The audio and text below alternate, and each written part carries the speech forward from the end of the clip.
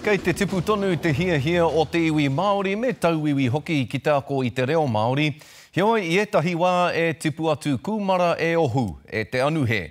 Hei tā Hania Douglas, nā te kaha tipu o ngā hōtaka ako i te reo i rungi i te ipurangi, ko atahuri etahi ki te whakamahi i ōna hua me ōna paenga ki te tinihanga me te tāhai pūtea.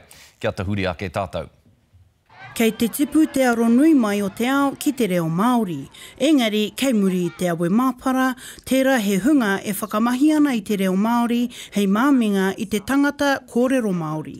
Ko tahi ana te hehea o ngera tangata kino nei, ara ko te whiwhimoni, te patipati a koe. E hara tēnei i te āhuatanga hou, he hua pea no te whaiwāhitanga atu o te reo Māori ki te rarangi whakamāori o Kūkara. Ko te matenui, e ai kia te mihinga kōmene, kua roa e āki ana i te whakamahinga o te reo i te ipurangi, i mua i noho te reo hei ārai i te tokoiti kōrero Māori. Kua pāngia tērā momo āhuatanga ki au, no tērā wiki tonu, me te pōhehe, ko taku hoa tērā, he ana ki te kōrero tahi mai ki au, engari, ko tana mihi tuatahi ko te halaude, ahakoa he hoa māua no te panikiretanga, ka tere mōhio e hake tērā i te tangata tūturu. E 500 miliona tāra e riro ana i ngā tahua o Aotearoa i ia tau i ngā nuka hangarau nei.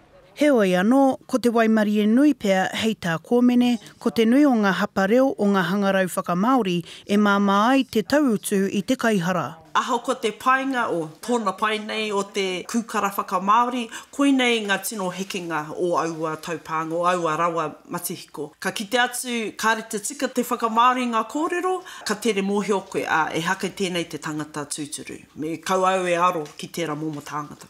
Hei tā kōmene i te mutunga o te rā, koina te ao e noho nei tātou. Aha, ko te aha, koina te āhuatanga o ngā mea katoa kai te ipurangi. Aha, koa he mea i pai, he pai tukutuku, he atu rānei, kia mohuti tātou ki ngēnā āhuatanga. Aha koa reo Māori, reo aha atu rānei, kia tūpato i a koe i te ipurangi. Hania Douglas, Te Karere.